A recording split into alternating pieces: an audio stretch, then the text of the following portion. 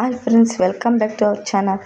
ನೋಡಿ, ಇವತ್ತು ನಾನು ಮೊಟ್ಟೆ ಫ್ರೈ ಮಾಡಬೇಕಂತ ಅಂದ್ಕೊಂಡಿದ್ದೀನಿ. ಆಕೆ ಮನೆಯಲ್ಲಿ ಬೇಜಾರಾದಾಗ ಮಾಡ್ಕೊಳ್ಳೋವಂತಹ ರೆಸಿಪಿ ಇದು. ತುಂಬಾ ಈಸಿಯಾಗಿರುತ್ತೆ, ಮಸಾಲೆ ಇಲ್ಲದೇ ಮಾಡ್ಬೋದು, ತುಂಬಾ ರುಚಿಯಾಗಿರುತ್ತೆ ಫ್ರೆಂಡ್ಸ್.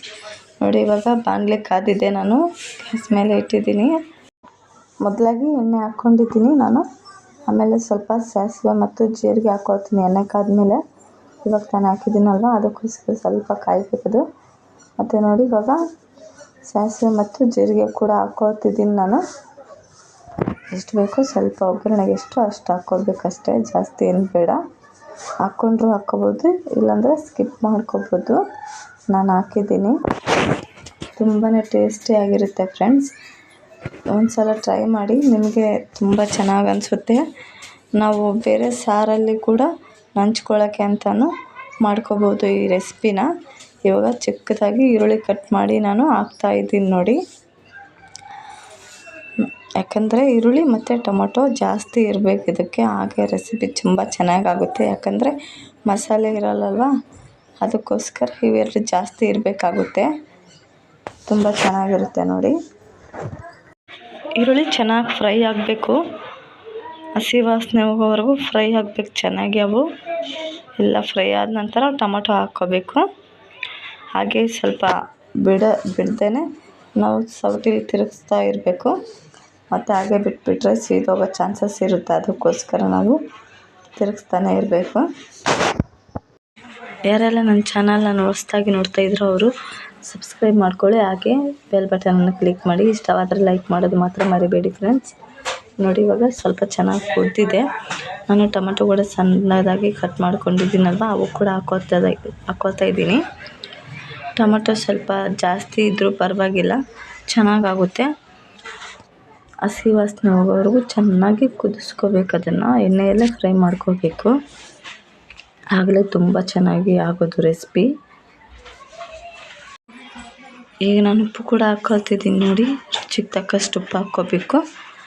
ಹಾಕ್ಕೊಂಡು ಬೇಗ ಹಾಕ್ಕೊಂಡ್ರೆ ಬೇಗ ಫ್ರೈ ಆಗುತ್ತೆ ಅಂತ ಬೇಗ ಹಾಕ್ಕೋಬೇಕು. ತುಂಬ ಚೆನ್ನಾಗಾಗುತ್ತೆ ಫ್ರೈ ಮಾತ್ರ. ನೀವು ಒಂದ್ಸಲ ಟ್ರೈ ಮಾಡಿ, ತುಂಬ ಚೆನ್ನಾಗಿರುತ್ತೆ ನೋಡಿ ಫ್ರೆಂಡ್ಸ್. ನಾನು ಗರಂ ಮಸಾಲೆ ಕೂಡ ಹಾಕ್ಕೊಳ್ತಾ ಇದ್ದೀನಿ. ನಾನು ಇನ್ನು ಮನೆಯಲ್ಲೇ ತಯಾರಿಸಲ್ಲ, ಅಂಗಡಿಯಲ್ಲೇ ತರಿಸ್ತೀನಿ. ಹಂಗಾಗಿ ನಾನು ಅಂಗಡಿಯಲ್ಲಿಂದೇ ಯೂಸ್ ಮಾಡ್ತಾ ಇರ್ತೀನಿ. ಮನೆಯಲ್ಲಿ ಮಾಡ್ತೀನಿ ಅಂದರೆ ರೇರ್, ಅವಾಗಷ್ಟೇ. ಖಾರ ಪುಡಿ ನಾನು ಹಾಕ್ಕೊಳ್ತಾ ಇದ್ದೀನಿ ನೋಡಿ. ಖಾರ ಪುಡಿ ಸ್ವಲ್ಪ ಜಾಸ್ತಿನೇ ಹಾಕ್ಕೊಂಡಿದ್ದೀನಿ, ಯಾಕಂದರೆ ಅದು ಖಾರ ಇರಲಿಲ್ಲ. ಹಾಗಾಗಿ ನಾನು ಜಾಸ್ತಿ ಹಾಕ್ಕೊಂಡಿದ್ದೀನಿ. ನೀವು ಖಾರ ನೋಡ್ಕೊಂಡು ಹಾಕ್ಕೊಳ್ಳಿ. ಖಾರ ಜಾಸ್ತಿ ಇದ್ದರೆ ಸ್ವಲ್ಪ ಕಡಿಮೆ ಹಾಕ್ಕೊಳ್ಳಿ, ಚೆನ್ನಾಗಿರುತ್ತೆ ಟೇಸ್ಟ್ ನೋಡಿ. ಇವಾಗ ಇದನ್ನು ಕೂಡ ಚೆನ್ನಾಗಿ ಫ್ರೈ ಮಾಡ್ಕೋಬೇಕು. ಎಲ್ಲನೂ ಹಸಿ ವಾಸನೆ ಹೋಗಬೇಕು. ಈರುಳ್ಳಿ ಟೊಮೆಟೊ ಎಲ್ಲ ಹಸಿ ವಾಸನೆ ಹೋಗಿದೆ. ಆಗ ನಾನು ಗರಂ ಮಸಾಲೆ ಮತ್ತು ಖಾರ ಪುಡಿ ಹಾಕ್ಕೊಂಡು ಫ್ರೈ ಮಾಡ್ಕೊಂಡು.